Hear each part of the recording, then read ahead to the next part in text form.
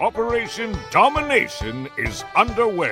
The ultimate game plan to dominate your NFL experience. With your hosts, Dan you gotta be confident about your Achilles when you show up. Yeah, I mean, I got it. And Adam LaRue. Don't hope to be great and dominate. Well, gobble, gobble, gobble, gobble, gobble. Thanks for coming into Operation Domination for the Thanksgiving week, all week. And that's why you're getting this episode a day early. As always, I'm your host, Dan Mater, joined here with the full crew, Adam LaRue and Chase Thornton. You can catch Operation Domination on your favorite podcast app. And I would typically lead that up with, you can find our video content on the Fantasy Football Advice Network channel. But someone hacked in and deleted it. We are in the process of trying to recover with YouTube. The fact that we did not delete our own channel. Someone definitely hacked in. They knew we were coming. We've been up and coming, and someone just they wanted to take our legs out from under us and try to throw us to the wolves here. But we will still have our video content available to you guys. So I don't know how many of you know this, but I do have my own YouTube channel, Fantasy Football with Dan Mater at Dan Mater FF. So until that comes back, our episodes on Operation Domination will be available on YouTube there. And of course, I'll be posting on social media at Dan Mater FF everywhere as well. Okay, so now I got that out of the way, because I want to make sure you guys know where you can find us at. It's very important. We do have the Week 13 preview. We have 3 games on Thanksgiving, plus the game on Friday. So while it's fun having these holidays, it does kind of make it a little bit hell when you're trying to set your lineup, because we have a lot of injuries, which I'll talk about with Dr. Brian Scott tomorrow. Don't worry, that episode's not going anywhere. You're going to get that a day early as well. But it makes everything a freaking disaster. And you have to figure out, okay, do I play this guy here, this guy here? I got 18 people who are playing early now this week. I don't know. How do you guys feel about this? It drives me kind of crazy.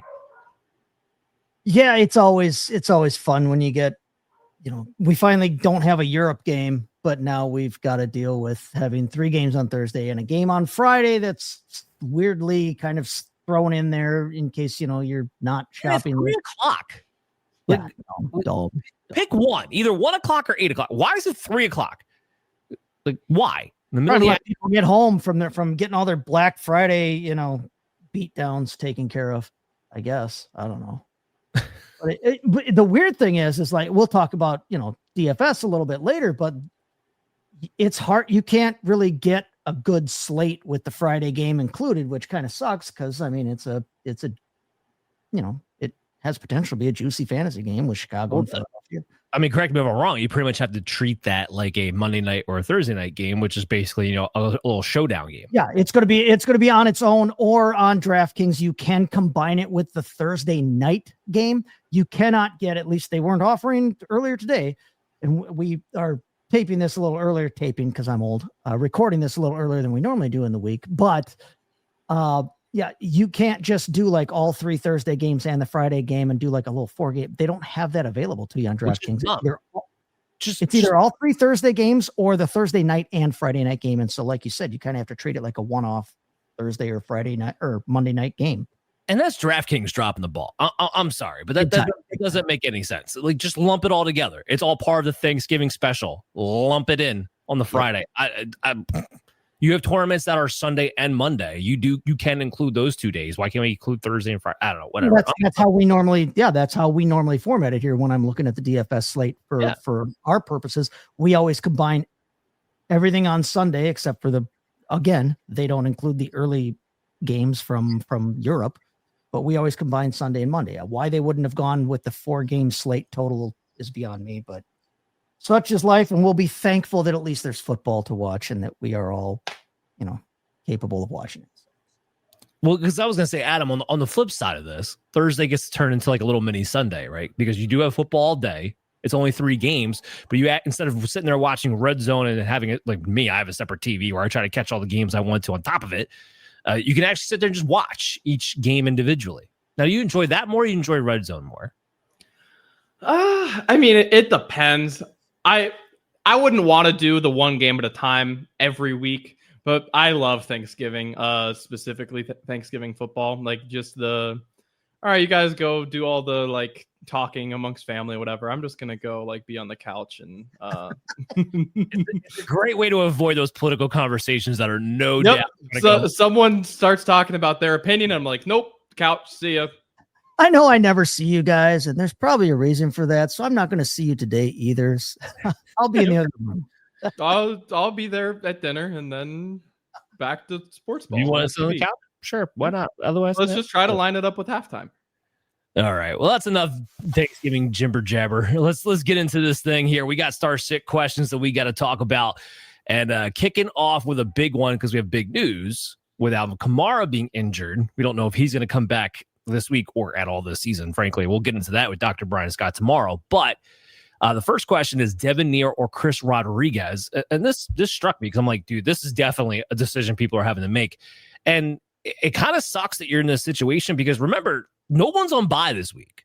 Like, I don't know why the NFL did it that way, but nobody's on bye. So everyone should be, who's healthy, should be available to you.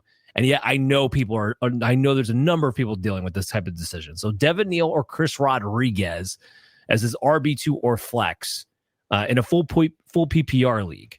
Where would you guys fall on this, Chase?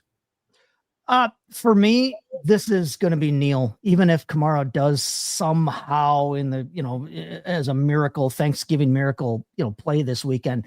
Kamara's got that sprained MCL. Typically, everything I've seen, everything I know about it says it's a multi-week timeline. But even if he does play, I mean, you're talking about Rodriguez, who barely leads. He led that committee last week pretty handily, but he barely leads a bad committee at running back against what's going to be the best defense in the league against the run this year.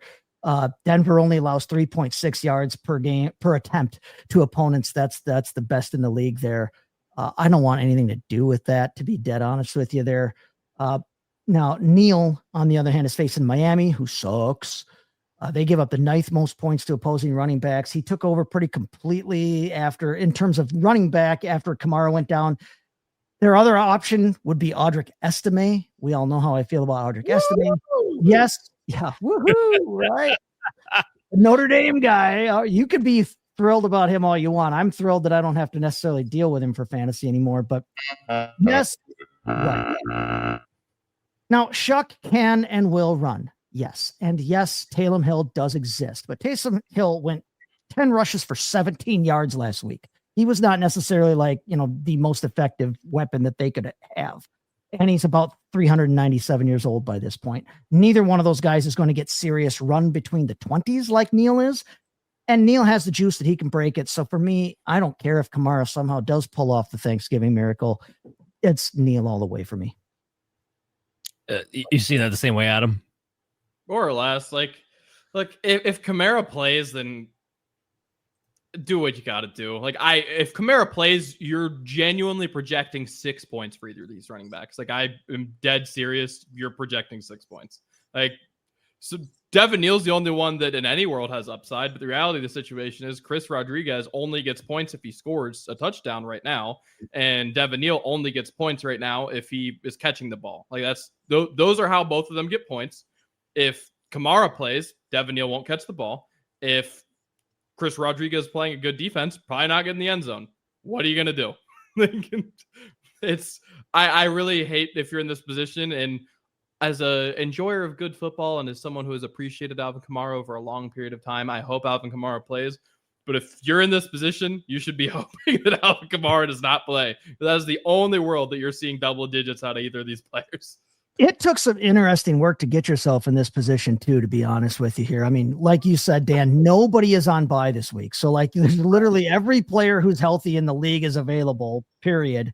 If you're down to trying to make a decision between Devin Neal and my man Rodriguez there in Washington, holy cow, dude, you must have gone serious zero or hero RB and had a big time Bucky Irving type situation. Yeah, I'm with you guys. I mean, I'm on the Devin Neal thing. The Chris Rodriguez is so bad. He only has one game this entire season where he's been targeted. One. But it was this last week. It was. Hey, recency bias. Yeah, I mean, 4% target share. Your PPR league, that alone, at least Devin Neal had 7 targets. He had the 5 catches. He had the 43 yards. It wasn't great on the ground, but if he's going to be involved in the passing game in Kamara's absence, which it does look like he's going to be, especially in a full point PPR league, that takes it for me. I'll put this out there. Devin Neal is my RB30 for the week, and Chris Rodriguez is my RB34.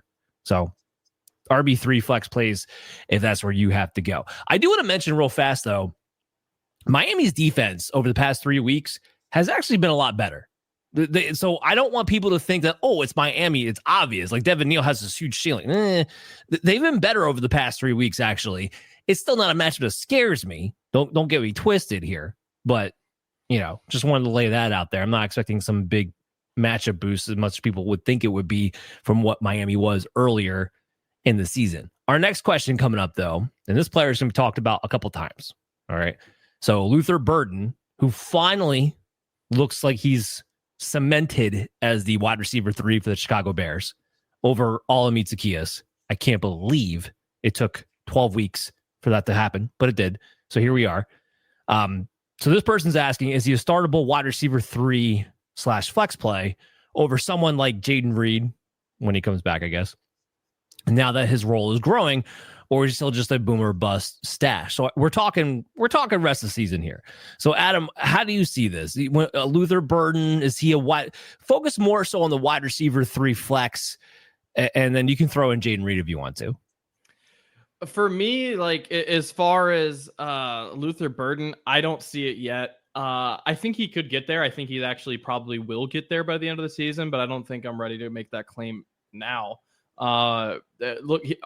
Candidly has to pass DJ Moore in terms of target share in that offense. Maybe not snap count, but target share at the very least, because DJ Moore has been the 2 and has not been getting enough. The only guys at any point catching the ball and that have been fantasy relevant have been Colston Loveland and Roma Dunze. I think that Luther Burden DJ Moore had 2 touchdowns this past week. Thank you. Consistently. Consistently. I know. So, like, as far as wanting to start him, I think Burden will probably get there just because I think that has to be a role for him. And they throw the ball enough. Not a lot, but enough. They're right in the middle of the pack. I think they're like 17th in the league in pass attempts. So they're right there where there's enough volume for another option to emerge, especially like tight end has been kind of hit and miss. But to say he's there now, no. Chase, how do you see this? Well, is Ryan Flournoy a wide receiver 3 flex option week to week? No. Is DeAndre Hopkins at this point? No. De'Ami Brown? No. No, that's about where Luther Burden the 3rd is living, and it sucks because I loved me some Luther Burden in the draft process. I liked the landing spot for him, but honestly, he's a boom bust stash, and I don't even know if he's 100% worth a roster spot for the stash at this point in the season, to be dead honest with you. I mean, he's averaging 4.69 half PPR points per game. You take away the 65-yard touchdown he had all those, weeks ago, months ago at this point by now, and he's averaging 3.61 half PPR points a game. That is not going to do it for you. And outside of a handcuff running back, who else are you keeping on your roster that has that kind of a scoring profile week to week? Now, I know that we all liked him in the draft process and we all want to see what we want to see, but you got to look at reality. The gadgeting that we all hoped for with him and assumed was going to happen and was just going to blossom and make him, a fantasy piece. It just really hasn't happened much. And yes, he's got 5 targets each of the last 2 games, and that's great. But Chicago also, on top of things, has a terrible wide receiver schedule coming back up here for the rest of the remainder of the season. I'm not in on Luther Burden for the rest of this season. If and when they get rid of DJ Moore, I'll probably be back in on him, but that's not going to happen this season. He's just too big a risk. I think there are other things now that we're in the fantasy, season end game. I think there are other things you can do with your roster than stashing and praying against all evidence to the contrary that Luther Burden is going to be a usable piece. So he's boom bust, but I'm not stashing him. Yeah, and I think all that's fair. I mean, I think the idea behind wanting Luther Burden to be more than what he is that people may try to make the argument that before the season's up, he does surpass DJ Moore. That's what you're hoping for if you're on the Luther Burden bandwagon. I'm with you guys. I don't know if that happens. And the emergence of Colston Loveland, I think even if he were to surpass DJ Moore, makes it kind of hard for him to still be consistently involved anyway. Takes away the area of the field that we were thinking he was going to take in the first place. Sure. Sure. Over the last 3 weeks, he has played more. He's played 61% of the routes. He's had a 17.5% target share. You know who that is? That is Jayden Reed, who this guy was asking about. Like that's who that is. Like 61% routes run. That's not good enough to be fantasy football viable week in, week out. 17.5% target share is not good enough to be viable week in and week out. It is boomer or bust. Do I take Burden over specifically here, Jayden Reed? Probably, because the Packers are about to be in a 5-man wide receiver rotation when he comes back. But as far as like, do I really feel like I need to hold Burden? I mean, I guess it comes down to whether or not you have big rosters and stuff like that. But honestly, I'm not. I'm kind of with you guys. I don't think this is somebody that I need to stash for a playoff run here in most leagues. Speaking of Jayden Reed, though, I mean, you kind of just talked about the idea that Colston Loveland kind of took away the Luther Burden, or we kind of just alluded to the idea that Loveland took away the Luther Burden like role, or at least my opinion, the depth of the field. Reed, he's not really worth talking about until we can see him play, but there is opportunity there in that Packers offense with Kraft out. There's a ton of opportunity there. I think that there is.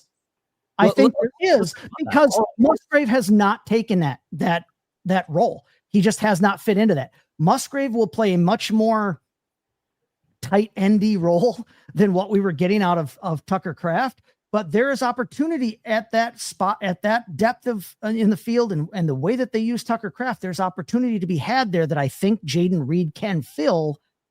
And Green Bay has a nice, favorable wide receiver schedule coming up. There's opportunity there for Reed.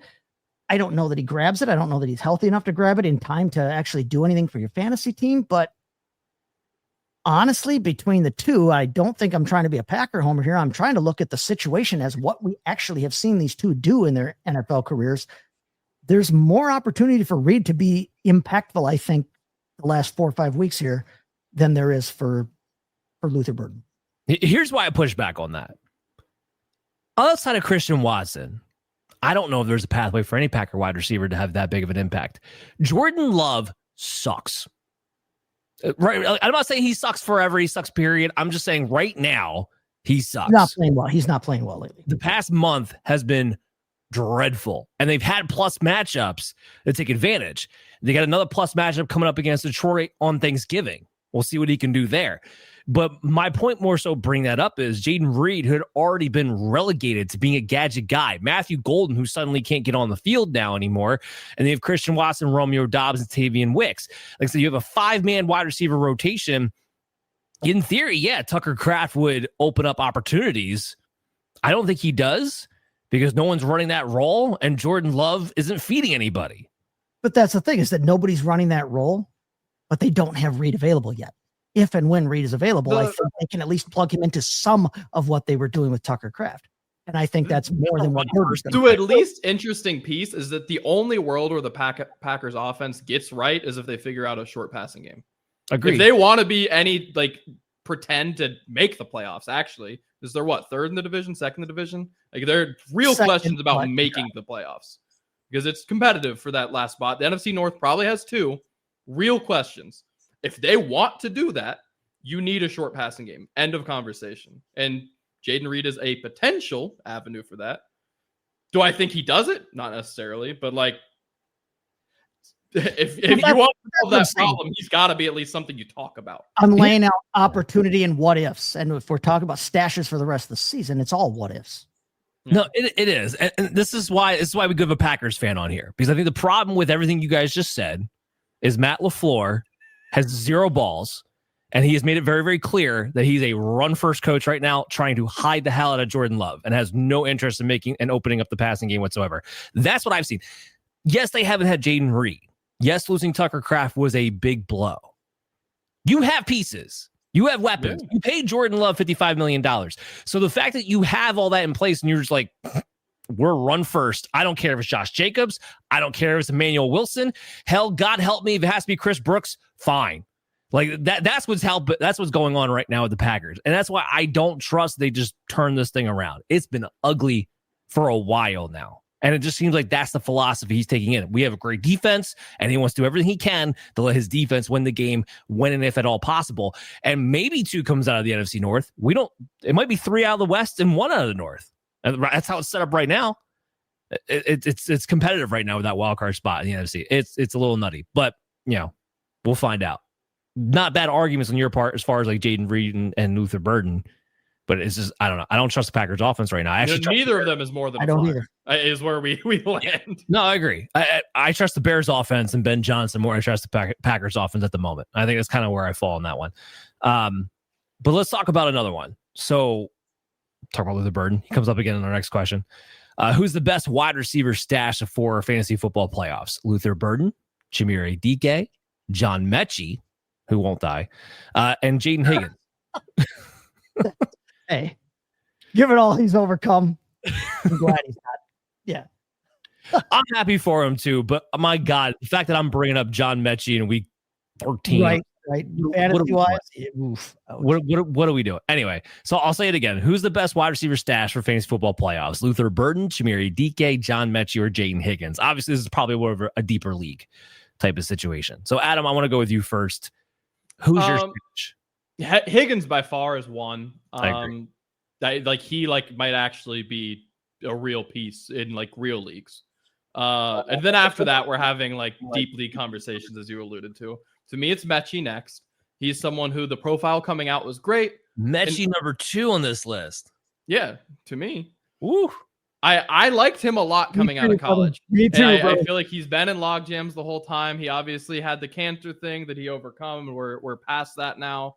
And he's in a spot where he is the only receiver. It's him and Mason Taylor. Donnie Mitchell's technically getting targets, but he catches 1 out of every 4. So I liked Mitchell a lot coming out as well. So this isn't some kind of bias. I did not give up on him when he left. I was actually hoping it'd be fruitful, but alas. But at any rate, and then I have Burden and Dike kind of there together.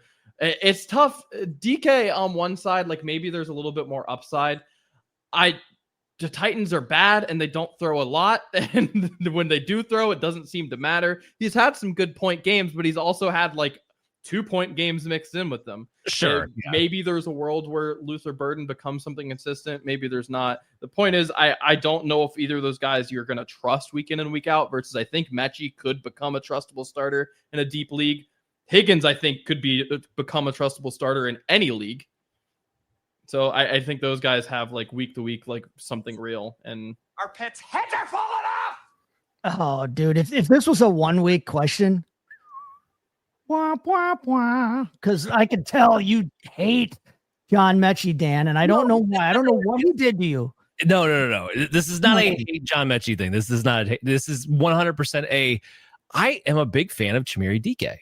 I like him too. He's an ex-Badger, and I'm thrilled with what he's done. And in terms of the player that he is showing that he is in the NFL, you really claim he came out of Florida. He didn't do anything in Wisconsin, which is why he had to go to Florida. He didn't really do a whole hell of a lot in Florida. He had 1 year where he kind of did something. He was a Badger before he was a damned Gator. And either way, he went to Madison, and I'm thrilled to see Chimere Dike doing something somewhere, even if it's not Wisconsin. In Dynasty, I'd rather have Dike than Metchie. To be clear, yes. The problem is the Titans are 29th in passing yards, and that's the only reason he comes up. And he comes up last for me on this list after I just ripped the hell out of Luther. No, dude, listen. They just made a switch at quarterback. Oh, yeah. Okay, so now we're throwing for 140 yards instead of 55 yards. Give me a break. Well, the completion percentage is up, and he's the one being targeted. Adam is right on this. That it's Higgins, then Metchie, then ever so slightly Burden, and then Dike. And the only reason that Dike comes in last is because he's on that horrific Tennessee offense right now. Metchie, I agree with you, Adam. There is a pathway to a role here or there's a pathway to usefulness in Dynasty here. Of all of them, Higgins has been the one that's been most consistently good. And I think we all agree he's the best player of the 4 and the one we would all want on our rosters the most. But since Metchie got to New York, he's actually scored some points. He's only scoring 3.1 points per game on the season, but since he got to New York, he's averaging 9.2 points a game. And that honestly actually only came down to 2 games because his first game, he only scored 0.1 half PPR point.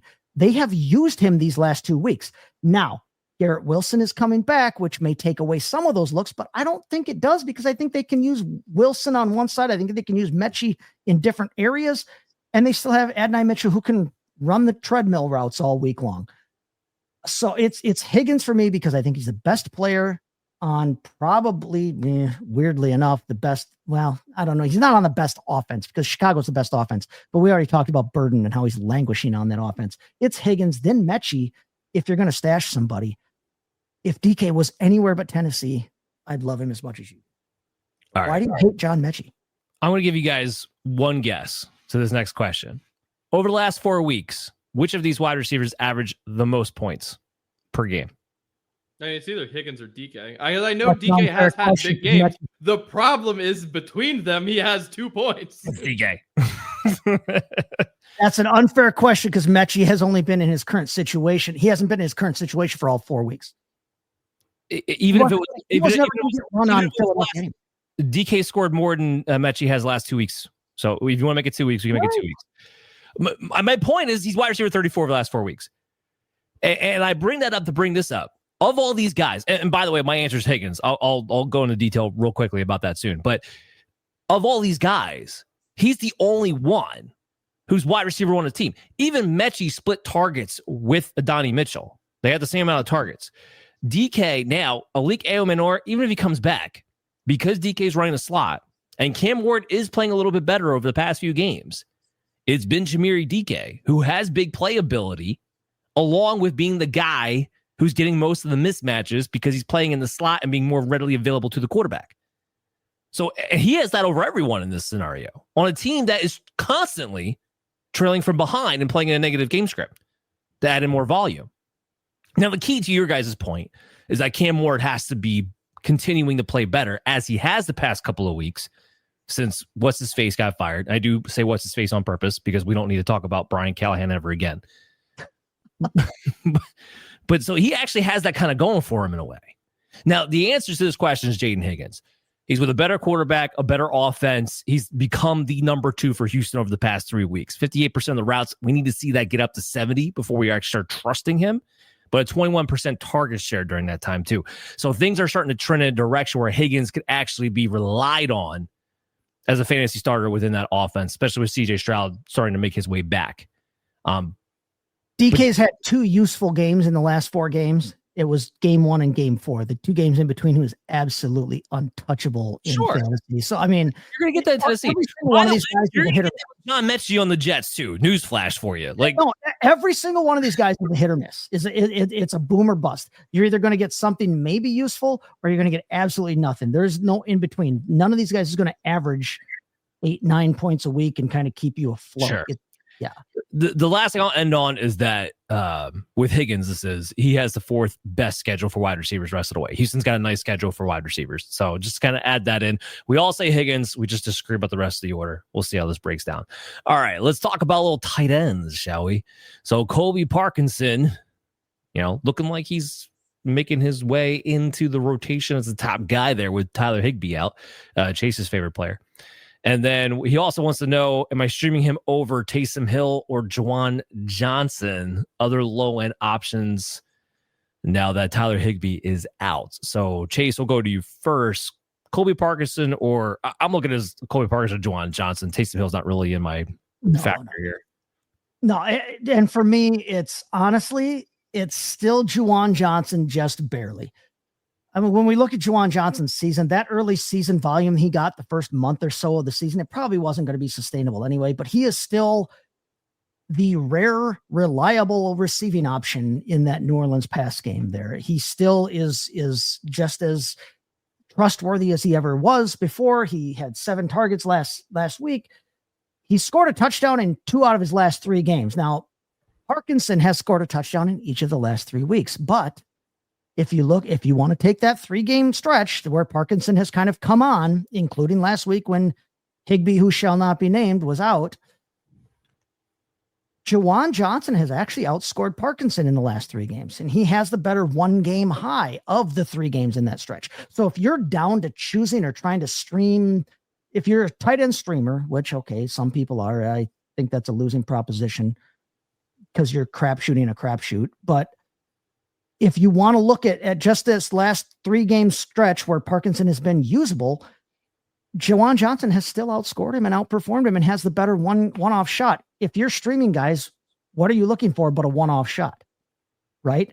So for me, it's still Juwan Johnson. It's just barely, and I'm probably allowing my anti-Higbee bias to creep into my perception of Colby Parkinson, because if you can't beat Tyler Higbee out, then how much worth are you really? Oh, don't hold that against them. The coaching staff loves I will. Damn it.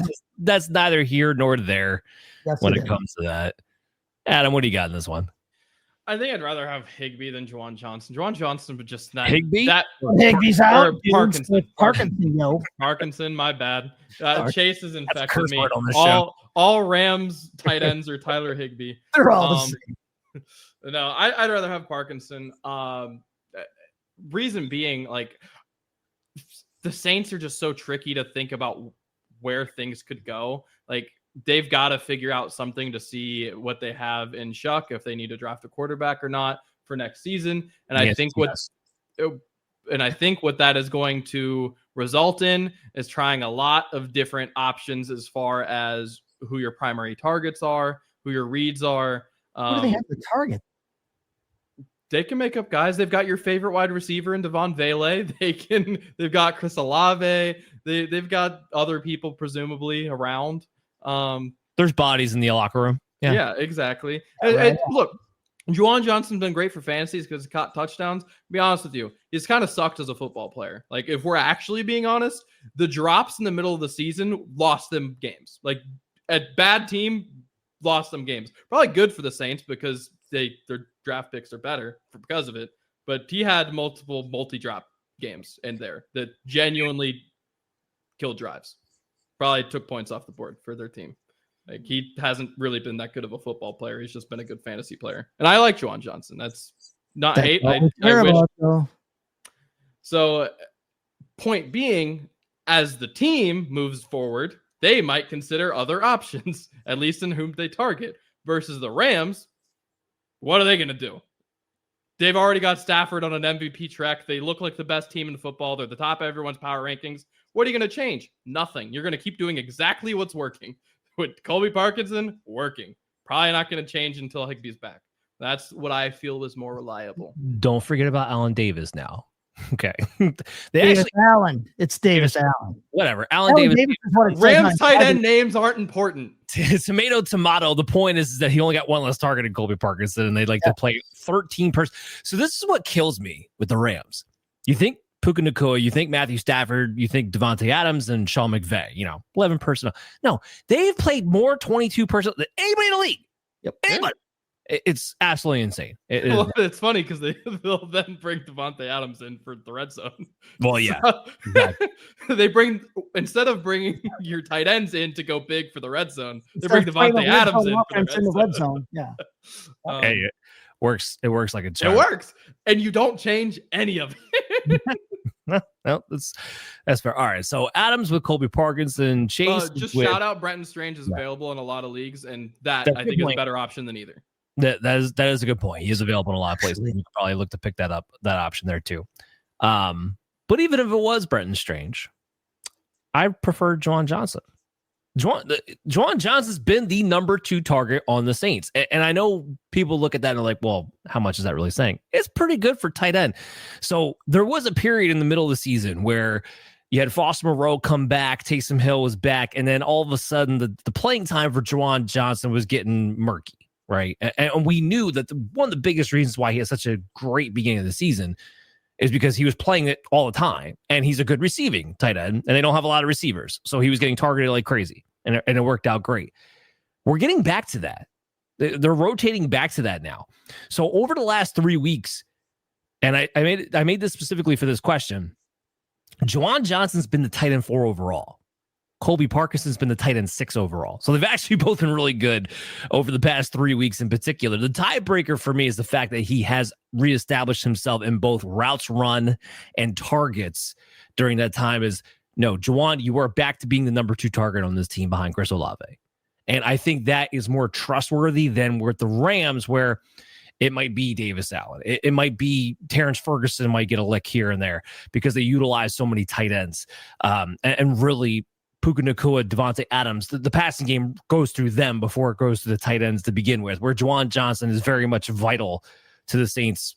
I'll give you bleak passing game, but still very much vital to it as far as his role is concerned. So like this week in particular, I have Juwan Johnson as my tight end 10, Parkinson's my tight end 17.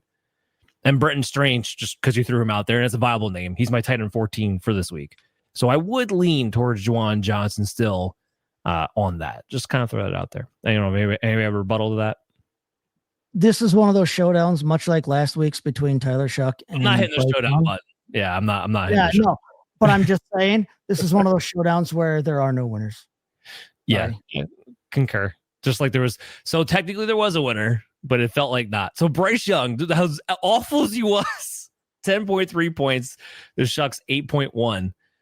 No one's a winner there. Nobody. Like I said, no one wins. If you played either of them, you lost. Exactly. No. If you're turning in for the first time for the show, we did. We had a showdown last week over because somebody asked us Tyler Shuck or Bryce Young. Those are their options. I'm hoping to God it was for a super flex league. They didn't really specify, but I'm going to assume that it was. And yeah, we spent too much time on that, and it was awful either way. Every word I said about Bryce Young was right. Shuck was just worse. Shuck was just worse. It's just what I thought was going to be the case. Shuck was going to just be worse. All right, our last question to talk about here. So the defense. I always try to get one defense in here. So we got start the Texans versus the Colts, or stick with the Browns defense versus the 49ers in week 13. Now, before I kick this to you guys, I will say this. I approached, even though this question is specifically about week 13, I kind of approached this like with a rest of season concept. I think that's how you're going to kind of do it. But Chase, you're all about it, so go ahead. No, I'm saying to me, I said it last week and I'll say it again this week. You kind of have to do that now when you're looking at defenses, when you're looking at any pickup on the wire. I don't care if you're streaming guys or if you're just looking at waiver pickups, whatever. We are in the short game, the end game of the fantasy season right now. And so with defenses specifically, I talked last week about the idea of maybe holding 2 at a time and looking ahead a week or 2 to try and get a leg up on who you might be playing and anybody else who might be looking on the waiver wire that week. So for me this week, I want Houston over Cleveland in week 13.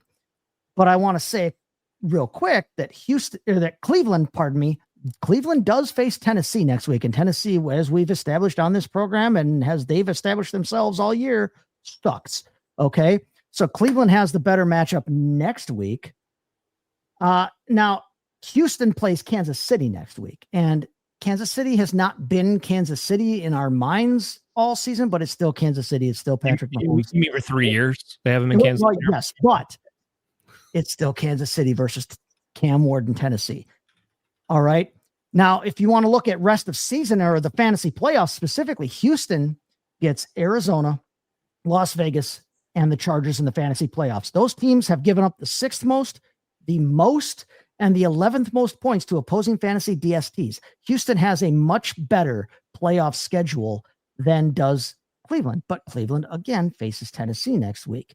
And they face in the fantasy playoffs Chicago, Buffalo, Pittsburgh, who are all down in the 20s in terms of how many points they've given up to opposing fantasy defenses. So Houston is better this week. Cleveland has that cake matchup next week. I like Houston long-term as well. So again, I'm going to come back to the idea that if you have the roster spot, say you're holding on to, I don't know, Luther Burden. If you've got somebody you can drop and hold on to both of them so you can play Cleveland next week against the putrid Titans defense or offense, do that. But it's Houston this week, and it's Houston in the fantasy playoffs. Adam, do you see this the same way or no? Yep, exactly the same way. If you can roster both, do it. Play them against Tennessee next week, no problem. Otherwise, this is rare for a defense, a fantasy defense. I'll go out and say it. I think Houston's matchup proof. I think you can start them any week and feel okay about it. They just got 16 playing the Bills. The Browns, who one of the best fantasy defenses as well, like they've put up bad showings against good offenses, and they're like the defense 4, but like against Detroit, the first time when Lamar was healthy, against Baltimore, like bad fantasy showings. Houston, it doesn't seem to matter. Like they had, I know, one like 5-point game early in the season, but otherwise since then it's been like you play great offenses and it's like 7 is your floor. Like Houston is legitimately that type of defense, and they're fighting for their playoff lives. So I think that if I had to pick one to roster, it would be Houston. If you can roster both, that's great. I agree. So kind of two things. One, what Chase laid out, Houston has the best ranked schedule PFF wise rest of season, well, playoff wise anyway, rest of season. And two, Adam, to kind of piggyback off of your point there, the big problem the Browns have is their offense. Their defense has an offensive problem. Their offense puts them in too many precarious situations. That's why you'll see against certain offenses, they'll have those dud weeks, because when you have an offense that can't score and constantly has you out in the field and you're playing a better offense, the levee eventually does break, even if you are elite. And the Browns defense is elite. I mean, it's what Myles Garrett is doing this season is unbelievable. He's going to smash the record by almost 10 sacks. It's crazy. But at the same time, you have an offense, and I don't think it's that much better with Shedeur Sanders. FYI, everybody out there. It kind of puts you in a bad spot. Houston, while it's not a great offense, is definitely more competent. And for that reason, plus the schedule, plus how elite they've been, I totally agree with you, Adam. I think they're matchup proof at this point after what they did to Buffalo. That's the Houston defense you want to go to for the rest of the season. It's getting hot in here. Hot so hot in here. All right. Time to talk some Dynasty temperature check. We got a couple more interesting players to go ahead and talk about as we gear up for your Dynasty trade deadlines, which Dynasty tends to go a little bit later if you're not familiar. In my leagues, I have some that don't close, but most end around next week, maybe the week after. At any rate, still trading in Dynasty. So if you're in the redraft world and you're annoyed with your early trade deadlines last week or the week before, you should be playing Dynasty. Think about it. At any rate, Jacoby Brissett is going to be our first name. He's someone who I find really interesting because he is genuinely the rare quarterback that you got for free, but is actually startable. He was perfectly free. You could, regardless of roster decision, you could have him because you could have just wavered him when Kyler got hurt. Been like, all right, like I have him in a rebuild where Kyler was my starting quarterback, and literally I only grabbed Jacoby Brissett off of waivers because I would not have a legal starting lineup otherwise. And now I got Joe Burrow back off IR, and I'm like, well, I could trade Jacoby Brissett for something, have something for next season. So and a lot of people seem to be on that same line of thought. Jacoby Brissett is the third most traded player overall this week. First at the quarterback position. And value, I mean, it's not like a lot, but it's not nothing. So we've got some options here. We've got a 2027 third straight up. We've got a 2028 second straight up. We've got the least favorite Buffalo Bill, Keon Coleman. We've got a 2028 second and a 2026 third.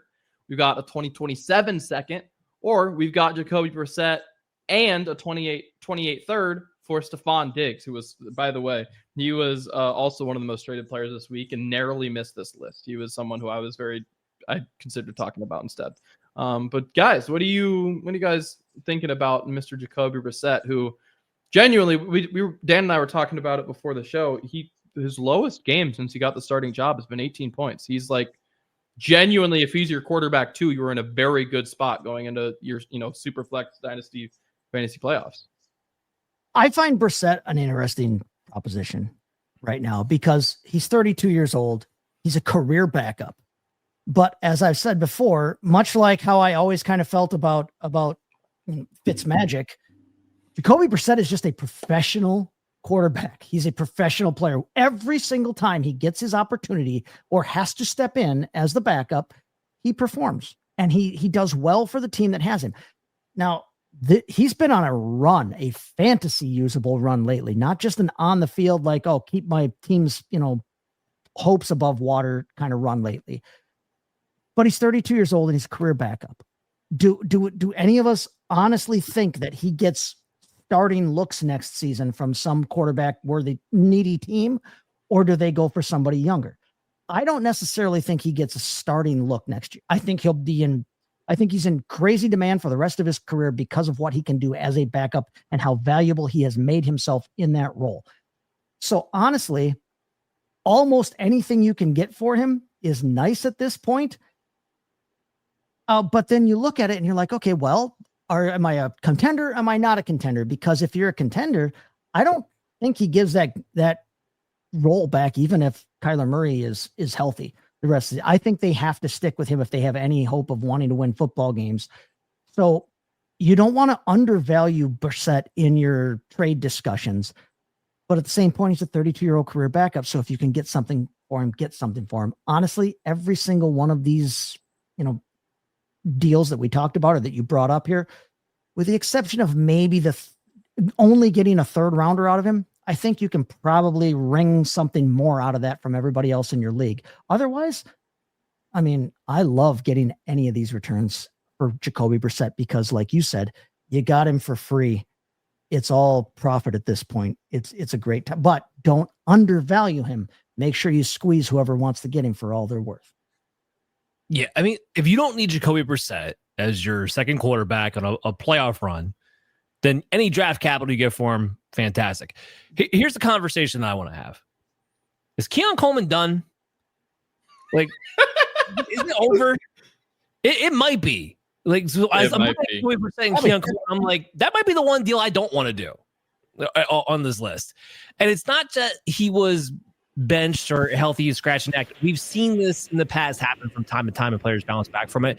It's the fact that it happened 2 weeks in a row that I haven't seen when a guy that you're actually prominently trying to pipe up as one of your dudes for the future on a team that just signed freaking Brandon Cooks because they have no wide receivers whatsoever freaking ever and can't get any help for Josh Allen.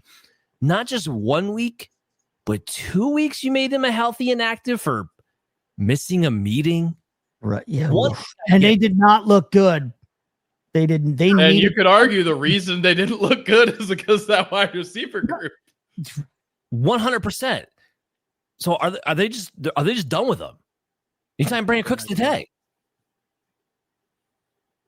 I think they might be. Yeah. Go ahead, Adam. Yeah. I think that this is a team that has shown you that they will not put up with shenanigans from their wide receivers. Stephon Diggs started his mouthy treatment for like a minute, and they were like, "Nope, done. See ya, bye." And Diggs like started Josh Allen's career, like literally jump started it. Yeah, Keon Coleman's done nothing, and if you're gonna be a diva, all right, deuces. And we did not like Keon Coleman in the draft. We were not giant Keon Coleman fans anyway, because we didn't see anything necessarily special about him in the first place. And then he comes out and plays and kind of proves that he's just nothing special, even when he's on the field, or at least to this point. I don't know if it'll be a smack in the posterior to, the last 2 weeks or not. I tend to think probably not. Even if it is a smack and a wake up call, is there anything there to wake up for him? So yeah, you bring up a great point, Dan, that, it may be less. It's a bad sign when you're getting traded for a 30-year-old backup. 2 weeks. 2 weeks. Like I said, the 1 week thing, I've seen that happen before. Back-to-back weeks, there's something more to the story that we're not getting. But anyway, yeah. So wide receiver needy team. Yeah, just Jacoby Brissett. You have him. Trade him for any draft capital, except for Keon Coleman. All right. So what do you got next, Adam? Yeah. So next guy, another one that I find fascinating. I think we've got three really good conversations here. Bucky Irving is the next guy to talk about. So I don't know what the logic is, because there's real volume behind this one. He's the 6th most traded running back, 14th most traded player overall this week. I guess logic is you're coming up on the deadline. He's still not back. And if you're in the playoff hunt, you just need to sell assets for it. But man, oh man, is it interesting, because young running backs who get points, you don't get buy opportunities on them very often. So I'm curious, one, like, are the values here worth it? Are they right? And two, like, what is your outlook on Bucky Irving? Because I know his social media presence has been a bit odd during his injury timeout. I know he is a smaller back who doesn't necessarily have a great athletic profile, so there are those concerns. But he has been an awesome point scorer when healthy. So there's, in my opinion, very interesting conversation here. Let's get to the values. So for Mr. Bucky Irving, Derrick Henry straight up is the first option. A.J. Brown straight up first option or second option. Those two, obviously, we've talked about in this segment a couple times so far this season. We've got a 2026 second and a 2027 first. We've got Saquon Barkley and a 2026 third. Barkley, by the way, we'll get to here in a minute. And then we've got Bucky Irving plus Sam Laporta for Brock Bowers. We've got Bucky Irving for Travis Hunter in a 2027 second. So those are some of the trade opportunities for him. Some like real superstar type players for a guy who has been hurt for most of the season. So I'm curious what you guys think about it. Yeah. So first of all, I'm going to keep going back to this. If you're in a Dynasty league and you have an opportunity, trade for Brock Bowers, and right now is the opportunity, do it. I don't care what it costs. Hear me, all the people in my Dynasty league. I will do anything for Brock Bowers right now. Just hear me, okay? I'm telling you guys, elite fantasy tight ends, hard to get. And the door might be right about to close because Kelly's gone. Right. And that's exactly my point. Like now, if you have any shot of getting Brock Bowers, now is the time. I would do that deal in a freaking heartbeat. But anyway, besides all that, let's do more of the context here, because all these deals are really kind of predicated on, are you trying to win now or later? And anybody can be in that situation right now. I do think all the values you just mentioned are fair depending upon your situation. I think more of the interesting conversation to have is Bucky Irving himself. You kind of laid it out in the beginning. Smaller guy, was a day 3 pick. Remember, he didn't get drafted until the 4th round, 5'10", 195. I was not big on his draft profile. I was definitively wrong. I underestimated how elusive he could be, how many missed tackles he could create, despite not being a speedy guy, despite not being a very big guy, but he's shifty, and I didn't give him enough credit for that. Hands up. I said some very harsh words about Bucky Irving. Hands up. Yep. My bad. Right, and I'm a little guy. I should have loved him. I'll lay on that landmine. I was wrong, but at the same time, you're dealing with the injuries now, and that's part of the deal when you're talking about a smaller running back. I mean, running backs in general have to deal with injuries, but when you're smaller, it tends to happen a little bit faster and a little bit more frequently. And they got this big dude named Sean Tucker, who looks pretty good, and is also a day 3 guy. Now, I'm not saying the Bucs are going to be moving off of Bucky Irving yet. Remember, he's still in year 2 of his rookie contract. He still has 2 more years. So they do have him kind of locked in where he's not necessarily going to go anywhere. And I do think that he's suddenly not going to just make people miss. Like, I still think this is a guy that when he's playing, he's a borderline RB1. Sure. But I don't know if he's got that second contract in him. And with running backs, that's the big difference. So what defines you as a golden type running back in dynasty leagues? It's not what you do in that first contract. Are you built to still produce in that second contract? Can I get you to 28, 29? That's what separates you. I don't know if Bucky Irving's that guy. So I say that to say this. If you're chasing a championship, I'm okay if you're trading him for Derrick Henry or Saquon Barkley. I'm fine with that.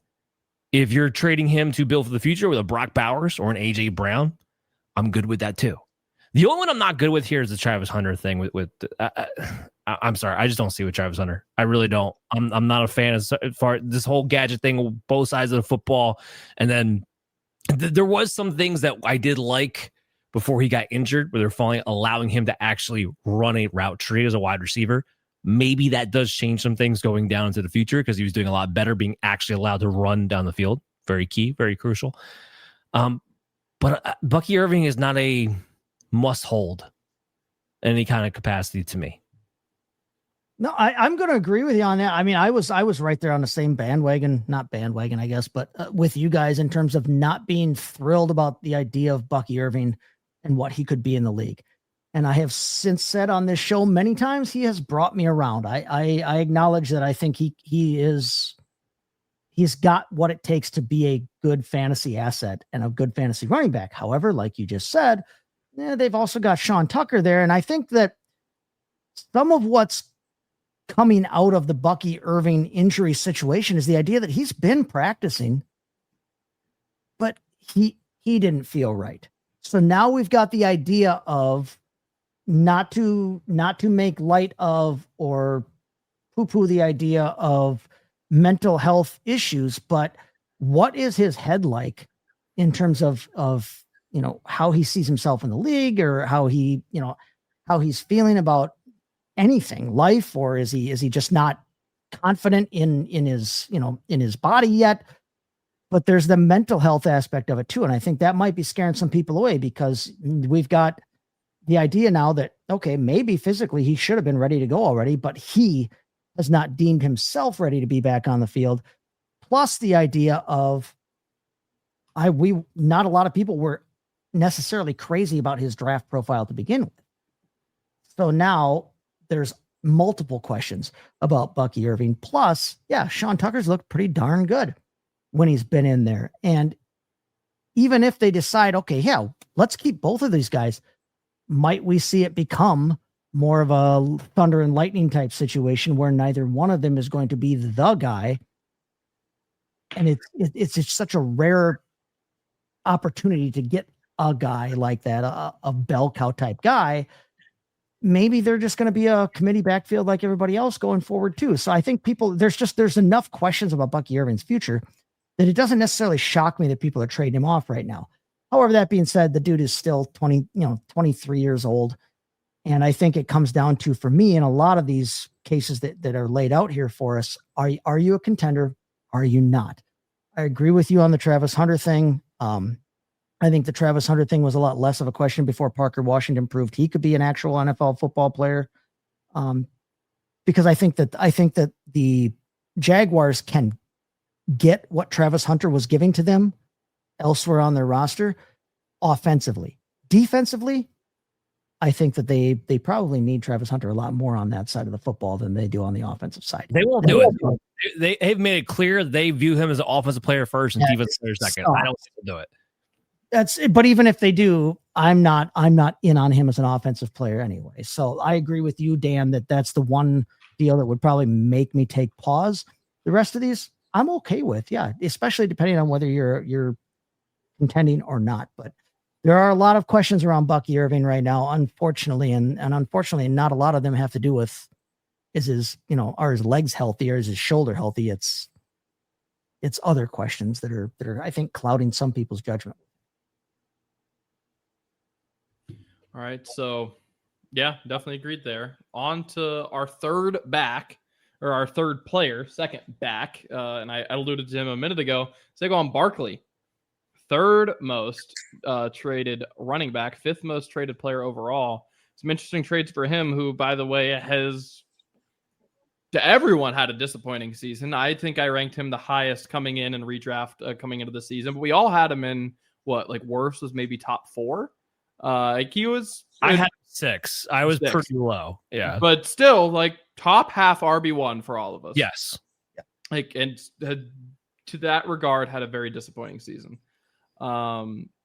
There's still some promising things usage-wise in attempts and snaps, but nonetheless, the results have not been good. So with that, it makes an interesting proposition because he is 28, but he's been an elite talent very, very recently. And this year's not going very well. So curious about what's going on here. And I'm surprised to say, I won't bury the lead.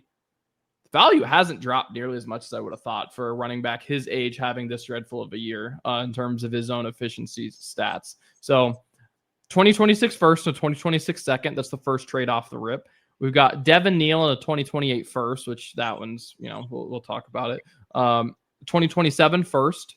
We've got Troy Franklin and a 2027 first. We've got Garrett Wilson straight up. We've got CJ Stroud straight up.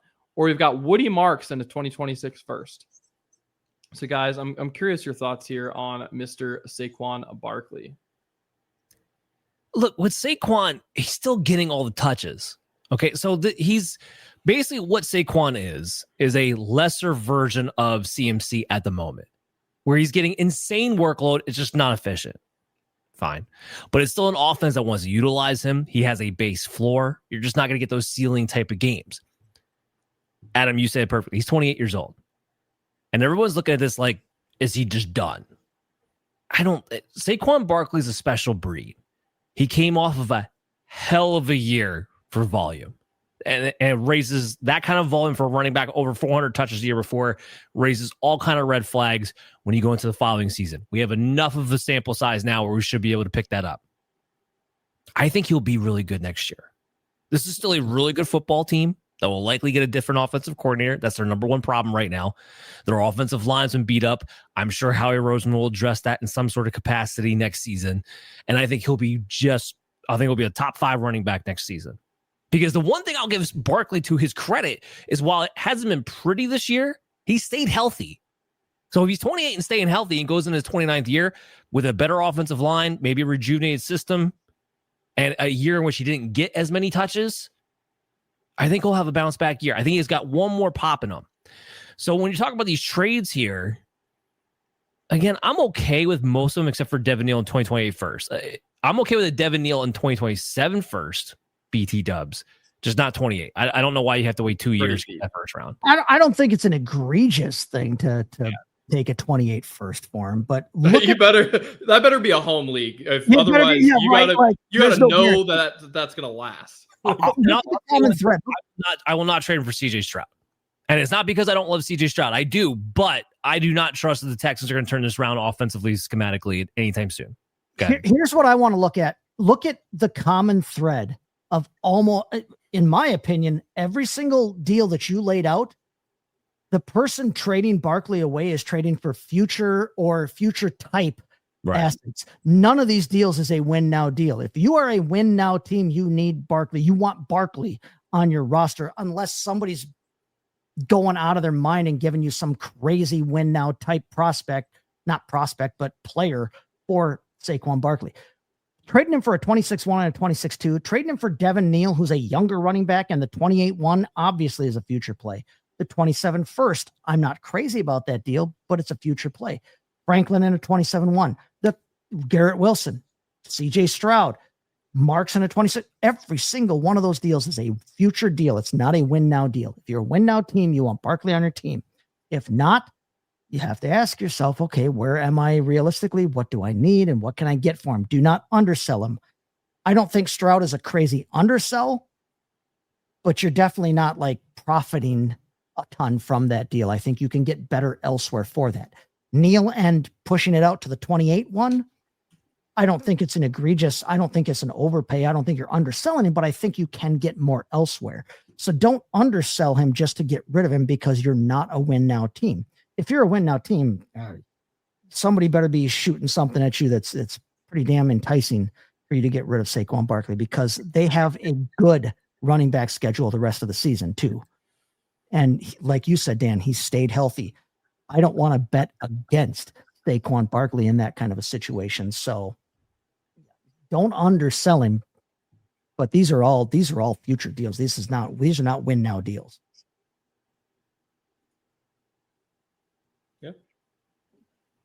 Nothing, Adam. No, I think that's a good way of looking at it. Like, look, he's an older back. If you want future assets for him, that's valid. And I don't think that the values are that crazy, but I do think that you're probably right and that there's one more good run out of him with a NFL quality offensive coordinator. Yep, yeah, I agree. What they don't have right now, but they don't. That's my addendum is that they needed a real offensive coordinator for him to function. We've seen Howie pull Nick Sirianni back before.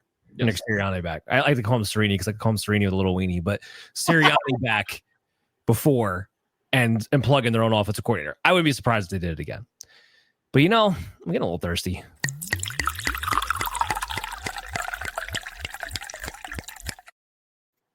Hills, yeah. All right. Hey, let's take a look at some DFS cocktail. We're going to do something a little different this week. We kind of talked about it earlier, but there's 3 games coming up on Thanksgiving Day. So I'm going to actually lay out a DFS lineup for Thanksgiving Day. Now, if you're looking for the quote unquote full slate or whatever, if you want to look at the Sunday games and the Monday night game, I will still have my article coming out. My regular article will be coming out Saturday morning with a lineup taking Sunday and Monday's games into account. But for our purposes here, let's run through just that Thanksgiving Day slate. And in celebration of that, I have a cocktail specifically for Thanksgiving Day that we're going to mix up as well.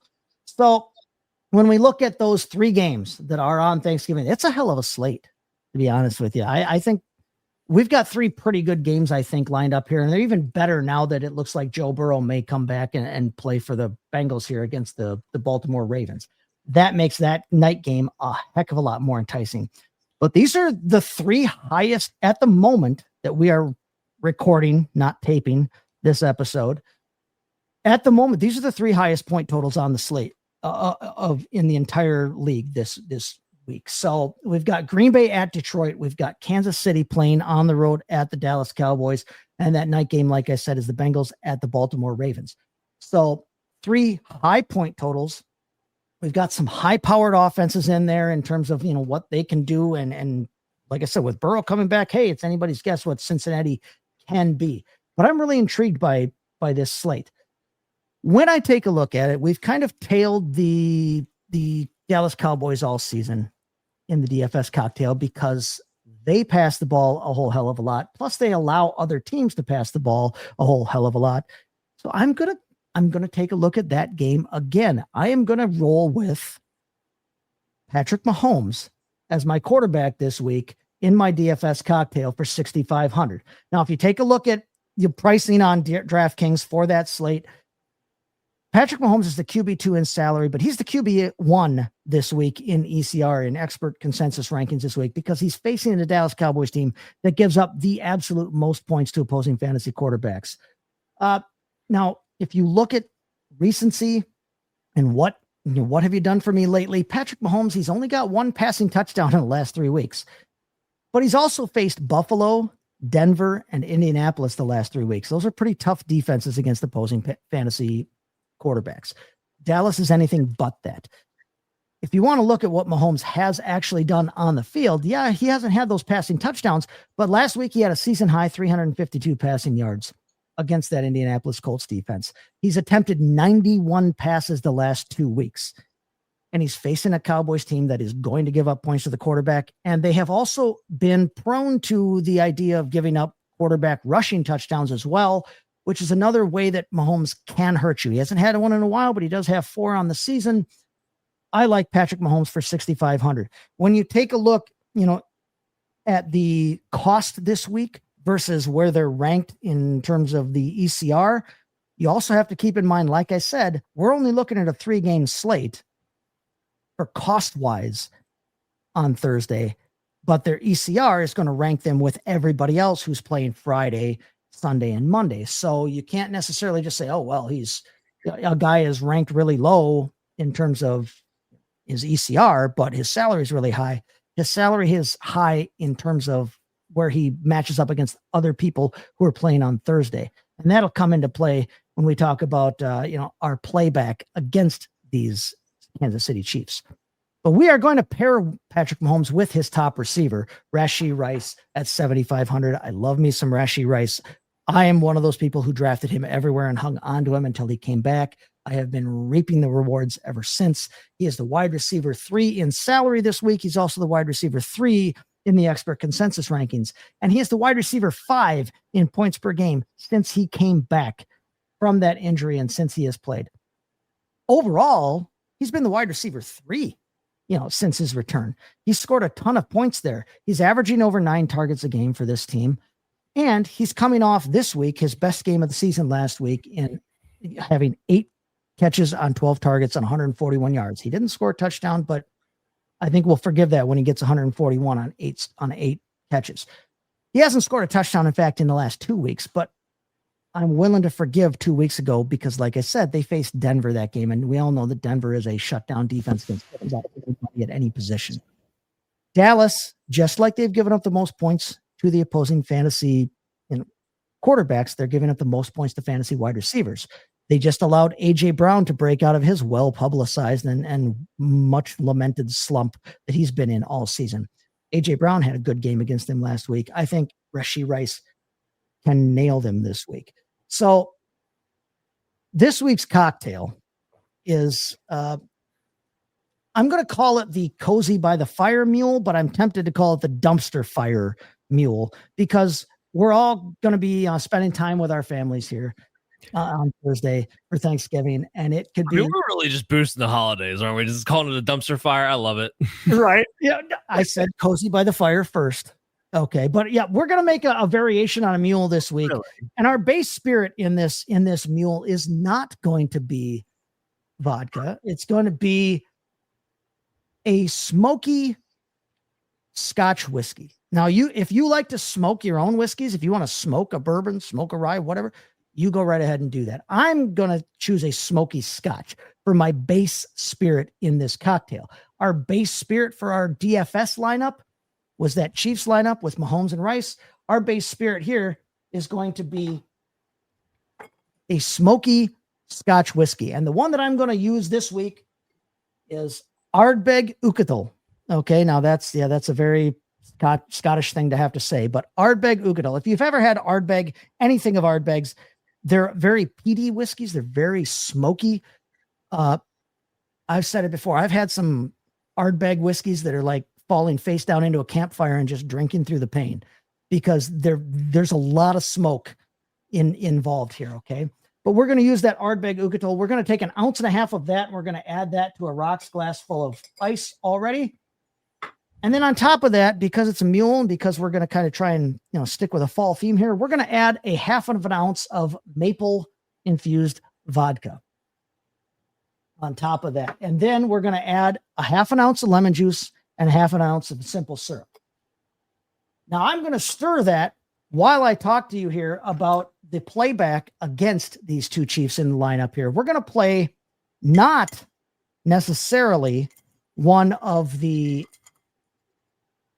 Cowboys receivers. I do have lineups with this where I'm playing Cowboys receivers, but I want to talk about Javonte Williams at 6,300. He's the running back 5 in terms of your pricing this week.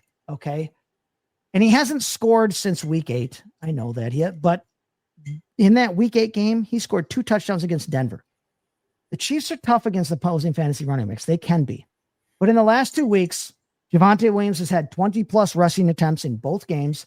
He is still averaging over 4.2 yards per carry in those 2 games. He's averaging 5.0 yards a carry on a year. And he is the backfield show here. Everyone else that could possibly take a carry in that backfield is, in the spirit of Thanksgiving, a turkey. Did you see what happened when they tried to run Kevontae Turpin last week? It didn't go well. It did not go well. And I'm a Kevontae Turpin guy. I like him. But unfortunately, he is the show. It's just Javonte Williams. So I like him this week at 6,300 to play back against them because I think this is going to be a high scoring shootout, but I think it's going to be a close game. So you can't discount those running backs, the running game on either side here. So the other thing we're going to do then, as I've got that stirred up and I'm adding in 4 ounces of ginger beer on top of that, because it's a mule after all. We're going to add 4 ounces of ginger beer on that. And while I stir that, I'm going to tell you about the guy that we're going to play as the 4th member of this lineup here in Mark Andrews. He's 3,600. He's the tight end 3 in salary this week for the Thursday slot, but he's tight end 6 on the week overall. I know he had a bad game last week. He was only 1 of 3, 9 yards, but the Jets actually do defend the tight end pretty well. And before that, Mark Andrews was actually on a pretty nice little 3-game stretch there. He had 4 total touchdowns in those 3 games. He finished as the tight end 5, the tight end 9, and the tight end 5 in those weeks in DraftKings. So there is juice there to be had. And oh yeah, by the way, he's facing the Bengals, who give up the most points to the tight end position. So, I like the idea of Andrews in this game to be able to have a bounce back from last week, to score some points. I think that, when you look at how you want to play this Thursday night or this Thursday matchup with 3 games on the slate, we talk about it before about bet your narrative. Like, come up with a narrative. What do you think is going to happen in these games? And then bet that narrative. Well, usually I like the Lions offense, but they're playing against the Packers. It's much more of a question mark the way the Packers defense has been playing lately and the way those 2 teams played each other week 1. I'm not saying don't use Lions this week. I'm saying they're a bigger question mark than they would be most other weeks for me. I like Dallas and Kansas City to be a close shootout game. So like I said, I'm not dismissing the run game on either side, but I'm going to play the strengths in the passing game in that matchup. And then when we talk about that Cincinnati-Baltimore game, even with Burrow back, I like the Ravens in that game. So I'm going to play their matchup against that weak Cincinnati defense. I'm going to bet the narrative that I see playing out on Thursday. So while I finish this cocktail up, I want everybody to remember that everyone playing this same 3-game slate has the same guys available, right? So everybody's going to be shooting for the big names. The difference is going to likely come down to the filler players to separate yourself from those other people in that lineup. But Dan, Adam, is there anybody else on the Thursday slate, or is there anybody else you guys are into playing, or anybody you disagree with that I have, while I go ahead and prepare the garnish for this drink here? Before I talk about some players that I have and Adam has, I want to focus on Andrews, the tight end position, real quick. I know Andrews been hit or miss, but last week when Hunter Henry went for 100 yards and a touchdown, that solidified to me that I can play any tight end, no matter what they're doing, against Cincinnati. Like I knew we could. I know they've been bad. But Hunter Henry had been tight end 25 the previous 4 weeks before that Cincinnati game. And then he put up he was Brock Bowers out there basically. So that just kind of solidified. So anyone who's out there well, Mark Andrews banged up Lamar Jackson, I don't know. Play him at $3,600. I just wanted to lay that one out there because that did it for me last week. Anyway, as far as some other values go, I'm going to throw one Chase's way, but you got to play Jordan Love. If you're doing a tournament style and you're doing a tournament style on Thanksgiving for that slate, he's $5,500. It's been awful, so no one's going to want to play him. Detroit has nobody left in their secondary. Kirby Joseph's not playing. None of the top corners are playing. There's nobody left. If Jordan Love does have an arm, if there's any chance for this offense to turn around, this would be a pivotal game to do it. A game in which there should be points scored. A game in which Christian Watson and Romeo Doubs and whoever you want to throw at the wide receiver position should have a matchup advantage going into this game. And Detroit has been stingy against the run. So if there's ever an opportunity for Jordan Love to flip the script and do something you're not expecting him to do, this is the week to do it. So you're playing tournaments, I beg you, do the contrarian thing. Play Love this week. That's my big advice. What do you got, Adam? I very, very similar logic in terms of contrarian stuff. Looking at DST, there are no good options because all these games are high scoring. So what I want to surmise, the game that I want to target is the Baltimore and Cincinnati game, specifically. Lamar, I love Lamar. One of genuinely probably my favorite non-Colt in the NFL. Up there for the conversation. Love him. Having said that, oh dear God, he has looked like Snoop Huntley the last 2 weeks. Joe Burrow coming off of a very serious injury that we talked about it a month ago when we talked about Joe Flacco for the trade segment. We were talking about Joe Burrow in December. Maybe he makes the fantasy playoffs. This is early.